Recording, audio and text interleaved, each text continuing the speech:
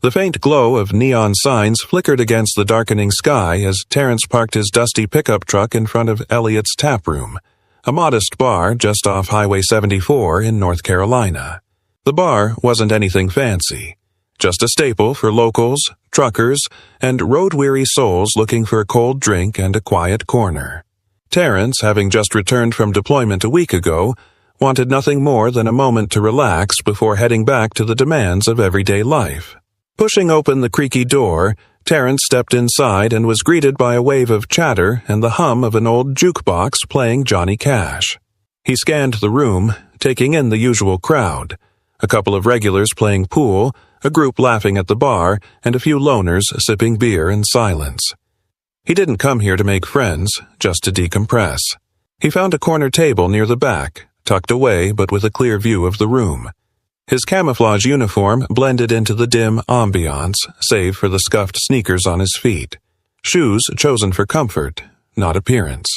Terrence ordered a glass of water and nursed it quietly, his thoughts drifting to the family he was finally going to see after so many months. His mother's cooking and his niece's excited voice were all he could think about. The door slammed open, breaking his reverie. A group of 6 men strode in, their heavy boots echoing on the wooden floor. They were older, their leather jackets emblazoned with patches and insignias that told the world they were veterans. They were loud, laughing and clapping each other on the back as they made their way to the bar. Terrence gave them a passing glance before returning to his drink. But one of the men didn't just glance back. The leader, a burly man with a salt and pepper beard and piercing eyes, froze mid-laugh when he noticed Terrence. He muttered something to his group, and they all turned to look. Their laughter quieted, replaced by a simmering tension that slowly filled the room. Terrence felt their stares but didn't acknowledge them. He'd experienced that kind of look before, the one that sized you up, judged you without context. He sipped his water, trying to focus on the jukebox instead of the growing unease that seemed to ripple through the air. At the bar, the group huddled closer, their voices low but pointed. The burly leader whispered something, and one of the others laughed, casting a pointed glance in Terrence's direction. Terrence kept his calm, his posture relaxed, but his senses sharp. He had learned long ago to stay composed under pressure, lessons from years of service. Still, the weight of their stares didn't go unnoticed. The night, which had started as a simple escape, was about to take a turn Terrence hadn't anticipated. The hum of the jukebox was drowned out by the heavy thuds of boots as the group of men made their way toward Terrence's table.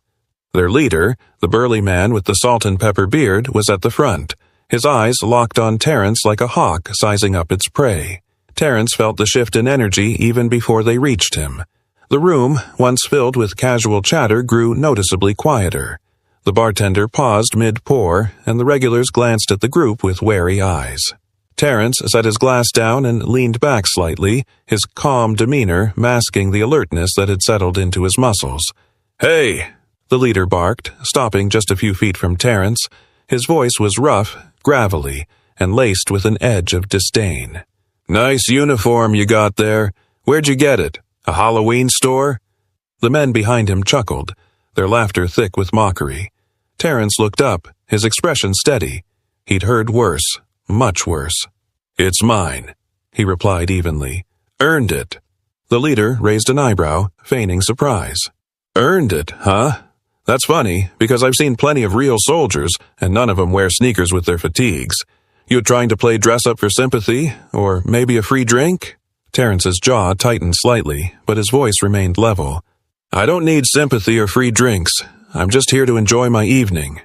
The leader's lips curled into a smirk as he leaned in closer, his beer-soaked breath invading Terrence's space. "You don't look like no soldier to me," he sneered. "Where's your boots? Your tags? Hell, you probably don't even know how to salute properly." One of the men behind him added, "Bet he couldn't tell us the first thing about basic training." Another chimed in, "Probably never seen a battlefield in his life." The group erupted in laughter again, their voices grating against the low hum of the jukebox. Terrence stayed silent, his eyes moving between the men. He wasn't intimidated, but he wasn't about to fan the flames either. His years in the service had taught him how to pick his battles, but there was something about this encounter that rubbed him raw. It wasn't just their words, it was the audacity, the ignorance. "I don't need to prove anything to you," Terrence said finally, his voice calm but firm. The leader, now visibly irritated by Terrence's composure, stepped even closer, his large frame looming over the table. "You think you're some kind of hero, huh? Walking in here like you belong. I don't think you do." The room seemed to hold its breath. Terrence met the man's gaze, unflinching. "I've served 3 tours overseas," he said, his voice steady but carrying an edge, "and I don't need your approval to belong anywhere." The laughter stopped. For a moment the leader hesitated, his bravado faltering under the weight of Terrence's words, but pride wouldn't let him back down. Instead, he scoffed. "Yeah? Prove it. Show us your tags. Otherwise, you're nothing but a liar." Terrence's eyes flicked to the others in the group, noting their uneasy glances. They weren't as sure about their leader's accusations now, but none of them dared to speak up. He exhaled slowly, resisting the urge to escalate. "I don't owe you proof," he said. "But if you think starting something here is a good idea, I'd suggest you think again." The tension in the room was palpable. The bartender's hand hovered near the phone, ready to call for help. The other patrons shifted in their seats, their eyes darting between Terrence and the group. And yet, the leader didn't move. Instead, his smirk returned, sharper and meaner than before. "You've got a smart mouth," he said, his voice low and threatening. "Let's see if it's as quick as your fists." The moment hung in the air, stretched tight like a wire ready to snap. The leader's smirk curled deeper as he lunged forward, his hand reaching for Terrence's collar. His movement was clumsy, driven more by bravado than skill, but it was enough to set everything in motion. Terrence didn't think, he reacted. Years of training kicked in, and with a swift, precise movement he sidestepped the grab, catching the man's wrist in mid-air. In one fluid motion, Terrence twisted the arm behind the man's back and used his weight to push him forward, pinning him face first against the edge of the table. The leader let out a strangled yelp of pain, his bravado evaporating in an instant. The bar erupted in gasps and murmurs as the remaining bikers froze, their wide-eyed stares fixed on their immobilized leader. For a moment, no one moved. Terrence's voice cut through the stunned silence, low and controlled, but carrying an unmistakable authority. "I told you to think twice before starting something." He leaned in slightly, his grip firm, but not excessive. "You don't know who you're messing with." The leader struggled against Terrence's hold, but it was no use. The soldier's calm efficiency left no room for error or escape. From across the room, one of the bikers took a hesitant step forward, his hands raised in a half-hearted attempt to intervene. "Hey, man," he stammered. "Let him go. He didn't mean nothing by it." Terrence glanced up, his eyes locking onto the man. "He came at me, you saw it." His voice was steady, unshaken by the chaos around him. "If you want him free, tell him to calm down first." The bartender, who had been silently watching with the phone in hand, finally spoke up. "Maybe it's time for you all to leave before this gets worse." But the leader, Hank, as one of his buddies called him, wasn't ready to back down completely. Even with his arm twisted and his face pressed to the table, he snarled through gritted teeth. "Call the cops! This guy just assaulted me. He's wearing a fake uniform, and I want him arrested." Terrence released him with a controlled shove, and Hank stumbled forward, clutching his arm as he turned to glare at the soldier. "You'll pay for this," he growled, his tone dripping with malice. The rest of the bikers rallied behind him, emboldened by the perceived slight against their leader. One of them pulled out a phone, dialing 911 with shaking hands. "Yeah, we've got a guy here impersonating a soldier," he said, his voice loud enough for everyone in the bar to hear. "And he just assaulted my friend." Terrence stood still, his expression calm, but his mind racing. He knew how this looked, knew how quickly things could spiral out of control, but he also knew he hadn't done anything wrong.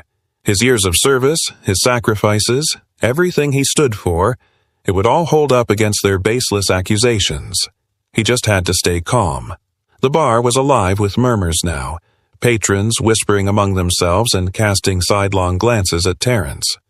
Some of them looked uneasy, while others seemed quietly impressed by how effortlessly he'd handled the situation. But no one stepped forward to challenge what had happened. Outside, the sound of approaching sirens cut through the tense air.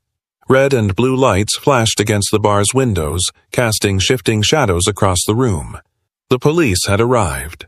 The doors swung open, and 2 officers stepped into the bar.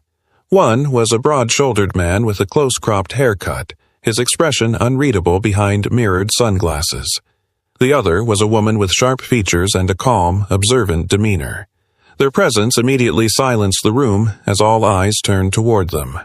"We got a call about an altercation," the male officer said, his voice steady but firm. "Can someone explain what's going on here?" Hank, clutching his wrist and still red-faced from the encounter, was the first to speak. He pointed a shaky finger at Terrence. "That guy assaulted me, and he's impersonating a soldier. Look at him. He doesn't even have proper boots on." The officer's gaze shifted to Terrence, who stood quietly by his table, his posture relaxed but alert. "Is that true?" the officer asked, his tone neutral. Terrence shook his head slowly and met the officer's eyes. "No, sir. This man and his friends confronted me because they didn't believe I'm a real soldier. When he tried to grab me, I defended myself." The female officer stepped forward, her eyes scanning the room. "Did anyone witness what happened?" she asked, her voice carrying a calm authority. The bartender spoke up, breaking the tense silence. "I saw it. Hank went after him first. That soldier just reacted to protect himself. It wasn't an assault." A murmur of agreement rippled through the room. One patron near the jukebox added, "Yeah, he didn't start anything. Hank's been on edge since he walked in." The male officer turned back to Terrence. "Do you have any proof of your service, sir?" Terrence nodded, keeping his movements measured as he gestured toward the duffel bag on the floor by his table. "In that bag, I've got my service uniform with my name and rank. I also have my ID and my wallet. You're welcome to take a look." The officer retrieved the bag and carefully opened it, pulling out the neatly folded uniform adorned with badges and insignias. He inspected it briefly before turning to his partner, who nodded in quiet confirmation. "You're clear," the male officer said, his voice firm but respectful. "We appreciate your cooperation." Hank, still nursing his bruised pride, growled, "You're just going to take his word for it? He could have faked all that." The female officer shot Hank a sharp look. "Enough. From what I've heard, you instigated this, and you're lucky he's not pressing charges against you for assault." The words hit Hank like a slap, and his bluster began to deflate. The other bikers shifted uncomfortably, avoiding eye contact with anyone in the room. "Here's how this is going to go," the male officer continued. "We're filing a report about this incident. If you want to pursue your claims, you're welcome to do so, but you should know that false accusations are a serious matter." Hank opened his mouth to respond, but closed it again, realizing he was cornered. The officers stepped back, scanning the room one last time. As the tension began to ease, the female officer turned to Terrence. "Thank you for keeping your cool. We'll make sure this is documented correctly." Terrence gave her a small nod, his composure unshaken. "Thank you, officer." The bikers began to shuffle out of the bar, their earlier bravado replaced by awkward silence. Hank, still fuming, glared at Terrence one last time before disappearing through the door. The officers followed shortly after, leaving the bar to slowly return to its usual hum of conversation. Terrence sat back down, his drink untouched. The weight of the encounter lingered, but he was relieved it hadn't escalated further. Round him, the other patrons whispered and stole glances in his direction, their earlier wariness now replaced by quiet respect. A few days later, Terrence was working on his old pickup truck in the driveway of his small home on the outskirts of Fayetteville, North Carolina. The late afternoon sun cast long shadows across the yard as he tightened a bolt under the hood. The memory of the bar incident lingered, not because of the confrontation itself — he had faced worse in combat — but because of what it represented. It wasn't the first time someone had judged him unfairly, and he doubted it would be the last. The sound of tires crunching gravel pulled him from his thoughts. He straightened up, wiping his hands on a rag, and turned to see a motorcycle rolling into the driveway. The rider was one of the men from the bar, a wiry guy with thinning hair and a leather jacket that looked 2 sizes too big. Terrence recognized him as Bill, one of Hank's crew.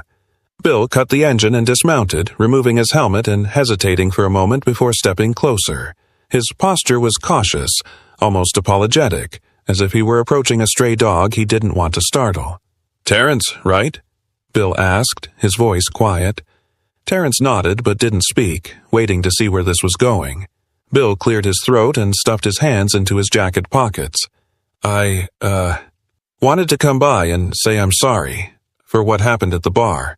Terrence raised an eyebrow, surprised but not entirely convinced. "You were part of it," he said evenly. Bill nodded, his face flushing with guilt. "I know. I didn't stop it, and I should have. Hank. He's got a way of riling people up, and I went along with it. But that doesn't make it right. I've been thinking about it ever since, and I just wanted to tell you that." Terrence studied Bill for a moment. The man's discomfort was evident, but so was his sincerity. "Why now?" Terrence asked, his tone steady. Bill shrugged, looking down at his boots. "Because it's the right thing to do, and because, well, seeing you handle yourself the way you did, it made me realize how wrong we were. You didn't deserve any of that." For a long moment, Terrence said nothing. Then he sighed and leaned against the truck, crossing his arms. "What do you want from me, Bill? Forgiveness?" Bill looked up, his eyes earnest. "Maybe. But more than that, I want to be better. I've seen a lot of hate in my life, and I don't want to add to it anymore. What we did was wrong, and I need to own up to it." Terrence's expression softened slightly. He had heard apologies before, some genuine, some hollow. This one felt different, not because of the words, but because of the effort it took for Bill to show up at all. "I appreciate you coming here," Terrence said finally. "It doesn't erase what happened, but it's a start." Bill nodded, relief washing over his face. "Thanks, man. I mean it." As Bill mounted his bike and started the engine, Terrence watched him go, feeling a strange mix of emotions. The incident at the bar had been an ugly reminder of the prejudice he still faced, but Bill's apology was a glimmer of hope, a small but meaningful step toward understanding. Terrence turned back to his truck, wiping his hands again as he reflected on what had unfolded over the past few days. He knew the fight against ignorance wasn't over, but he also knew he wasn't alone in it. The choices he made, the way he carried himself, could shift perspectives, one person at a time. The evening air was calm as he finished his work, the quiet punctuated by the distant hum of cicadas. Terrence felt a sense of resolve, not just to keep moving forward, but to face the world with the same strength and integrity that had carried him through his service. Sometimes the battles weren't fought overseas.